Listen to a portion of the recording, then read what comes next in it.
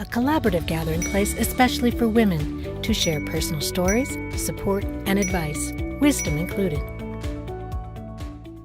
Hello and welcome to Wisdom Included. I'm Shelley Carney. It's Friday with Friends, and I'm happy to introduce you to my friends, mentors, and fellow entrepreneurs so they can share their stories with us.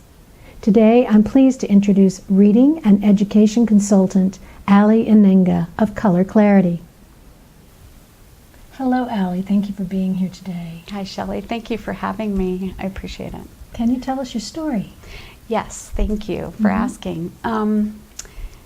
I came to Albuquerque about 25 years ago. And when I came over, I was born and raised in a Navy family. And so Albuquerque, New Mexico is state number 14 for me. So I've lived all over and never really found a home. But when I came over the mountains and down into the valley, I had such a feeling of peace come over me, and I knew I was home for the first time in my life. And Albuquerque became my home, and I've been here for 25 years, and I love it. I love everything about Albuquerque. I love the people, I love the kids, I love just everything. It's big town, small town, and I just love it. And so I was a paralegal for 18 years. And when I turned 40 years old, I decided I needed to go back to school. I'd gone to school for one semester when I was 18, I hated it. And then I thought, you know, I can do this on my own. And so I wanted to move into being a lawyer. And so I went to school, and about 3/4 of the way through that degree, which was Criminal Justice Administration, I decided, you know, I don't even like lawyers. Why do I want to be a lawyer?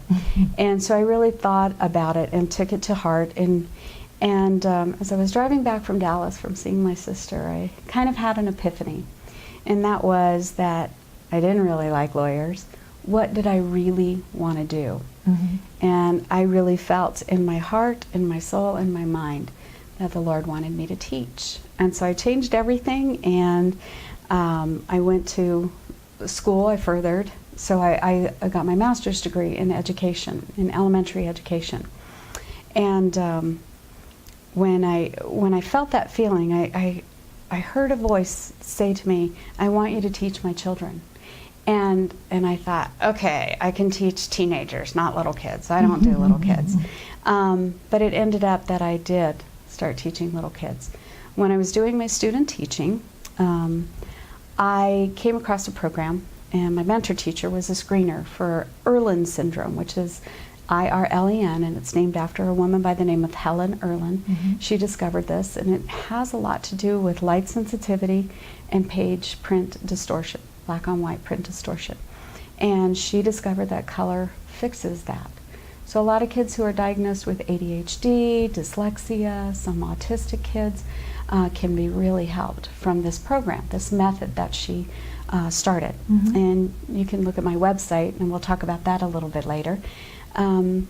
But she had done this program, and I was like, what is that? And she, you know, explained it to me, and I thought, that's really cool.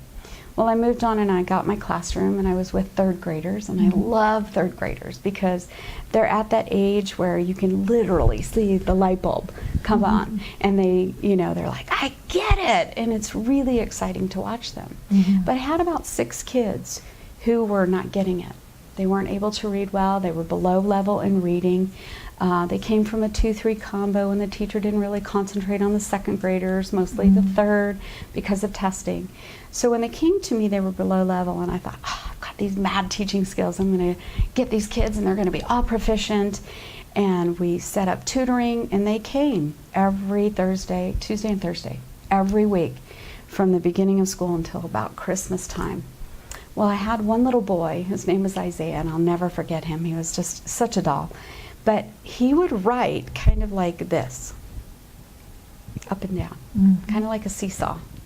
And I just got so frustrated with him one day. I was like, Isaiah, why can't you write on a straight line? Are you doing this just to frustrate me? And he looked at me like really surprised, and he said, Miss, that is a straight line.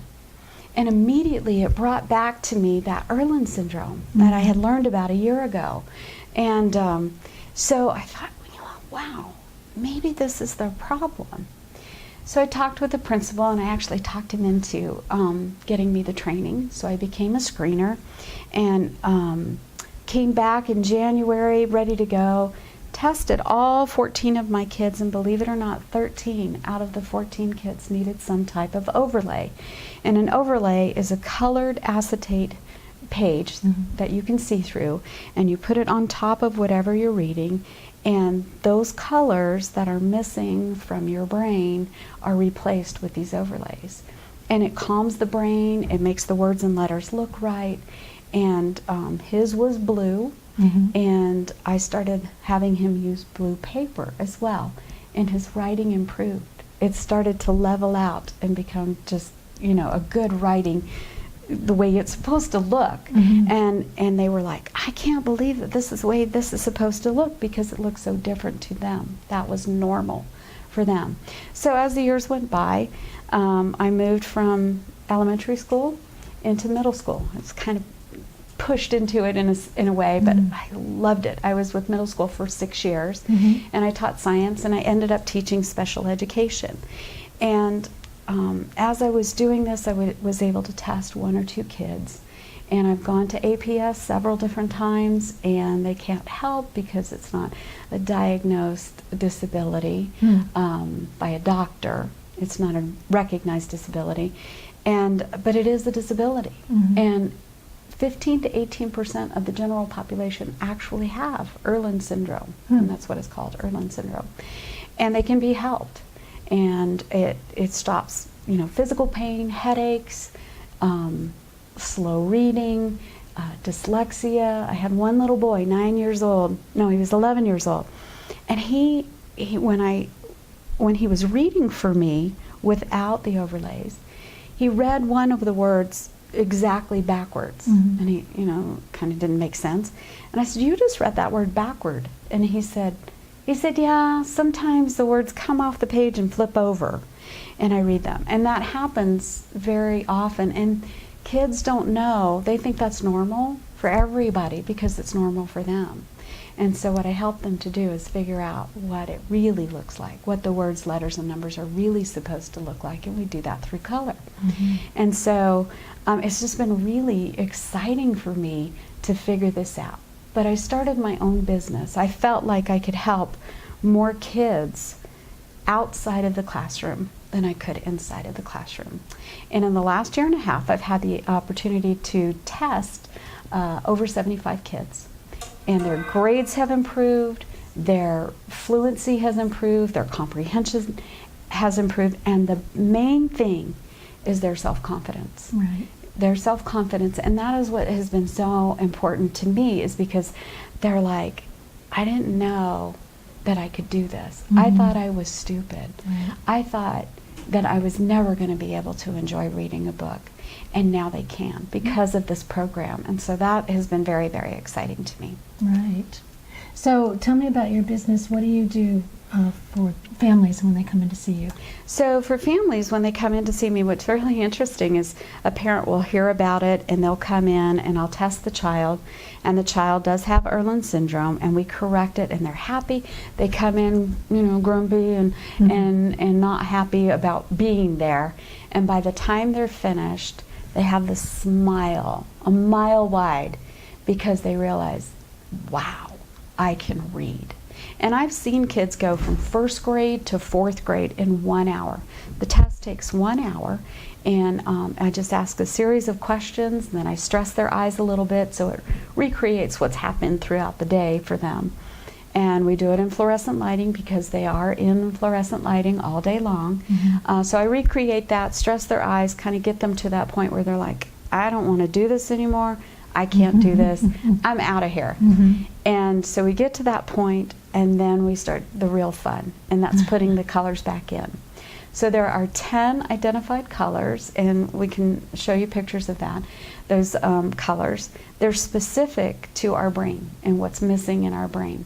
So just to explain the light sensitivity issue just a little bit, we need the full spectrum of the rainbow for our brain to process letters, words, and numbers correctly. Simple. Color is everywhere. You have color, somebody says, oh, you have a wonderful aura about you. There's color everywhere. I mean, you can see it all over the world. Why not? Why is it not acceptable for color to help us read words, letters, and numbers? And so I put these things, these overlays over it, and it calms their brain. And like I said, we need the full spectrum of the rainbow. And if we don't have that, if we have that missing, black on white print like this is really bad for us. So within 10 or 15 minutes, a person, not just a child, I focus on children because I'm into kids, I like kids. I don't have any, but I feel like my APS kids are my kids.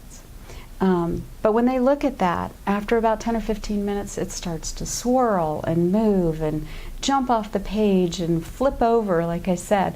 And all of those things get stopped. So what happens? 10 to 15 minutes in, you see all of these different things happening. What are you going to do as a child?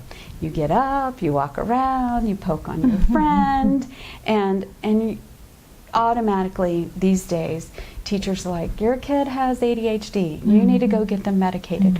No, it's not that. It's that they can't focus, they can't concentrate. So what the colors do, like I said, is add the color back to our brain that we need. And it's a process. We go through each color, and it's more subjective. It's not, does it look right? It's how does it make you feel? Are your headaches going away? I had one little boy, he was 8 years old, and he would hold the paper so tightly that his hands and arms would hurt. And I was like, what hurts? And he said, my hands. And I was like, why? And I watched him, and he would hold the paper so tightly that he would, his hands would start to get fatigued from trying to keep the words and letters from moving. After we tested him and he had that, he was like, just relax. And he's like, this is really cool, my hands don't hurt. And so it can be a physical, symptoms. A lot of times it's headaches, migraines. I actually have Erlen syndrome, and I didn't find that out until I became a screener. And so I was going through that process, and I was like, maybe you should test me. And I found out that I have a couple of distortions, and I was like, that's why it does that. I've just been able to work through it. And I love to read and would get headaches from that, and now the headaches are gone when I read. So it's an amazing program. It really is. So for parents, a lot of times, as I was saying, kids would come in and they'd get their overlays and they'd be ear to ear happy, and the parents are like, I think you need to test me because it is hereditary. And I end up testing a lot of the parents. So I've tested just about as many parents as I have members, children. And then I do give a discount for families. So, it's a little more expensive for an adult because they're a little harder to deal with. Believe it or not, the kids are very open and very ready to let you know that, oh, this is what's going on. Unless, this is really funny, unless they're really, really smart and they've been compensating for a long time. So they're able to do that, but it takes them longer to do their homework. It takes them a little bit longer. They end up with the physical symptoms, the headaches, and they don't want to admit that there's anything wrong. And I'm like, it doesn't matter. It's not about your mom. It's not about dad. It's about you and what is best for you to feel comfortable to read well. So. Great. So tell me, you said you started your own business, and you started it from a passion for teaching children and to help them to learn to read. What do you suggest for other women our age who are thinking about starting their own business trying to decide what business to get into? Like you said, you first started out, you thought you'd wanted to be a lawyer, and then totally flipped on that and went and became a teacher, which obviously we needed you to be a teacher so that we could discover these things. Well, and what's really interesting is being a teacher and learning and doing this has led me down a path about education that I never thought I would be in. I'm now a president of a nonprofit called the Mexico Education Improvement Project, and I ran for school board, and there are just a lot of things that I'm trying to accomplish to get our kids where they need to be. I'm so tired of, people saying, thank God for Mississippi, because they're one behind us. We're 49th and they're 50th. And so I'm tired of that. Right. Our kids are smart. They can do things that people don't give them enough credit for. And I think it will help us if we change that system. And so that's what I'm trying to do with that. And part of that is this business. And so for any woman that wants to start their business, I say do it. Get the capital if you can. I'm willing to work with people and mentor them if they want, because you go with your passion. It is so fun to get up every day and do something I love to do. It's not a job. It's something that helps other people, and that it helps me. Service is not only something that you give to others, it's something that you receive. And through doing the service. Do you understand what I'm saying? So when you're serving other people, you're actually serving God. And I think that is so important for us as people, Christians, anyone in this world. When you serve other people, it lets you let go of yourself, and it's just a wonderful thing. So do your passion. Do your passion. Okay. Tell us, do you have anything exciting coming up that you'd like to tell people about to come and participate in? Sure. Every month we have a general board meeting that anyone is invited to, and that's for the New Mexico Education Improvement Project. It's held at 4301 the 25 Way. So it's on the northeast corner of Singer and Jefferson. Okay. So you just turn into where Mimi's is, and you right in the First American Bank building. And that's the third Thursday of every month at 7:15. So everyone is invited to come see what we're doing. I mean, something that we did that was really exciting is we were instrumental in helping to have Annalie Maestas, who was the school board member, who was doing pretty bad things. We were instrumental in helping her to decide to resign. So we're going to actually, this Thursday, which will be the 16th, we're going to be talking about the data that we've collected in that district and about what we're trying to do to better education. So I do have a website for that. It's makingeducationbetter.com, and you can go see what we're all about with that. And then for my business, it's color-clarity.com. And my phone number? You can give that, and we'll have it also in the description. Okay, so it's 505-514-4658. And just, I answer, this is Allie, and you just tell me what you need, and we'll work with you for anything that you need on that. Well, that's great. And what a wonderful way to offer hope to people with children who are just struggling with reading and moving forward in their school career.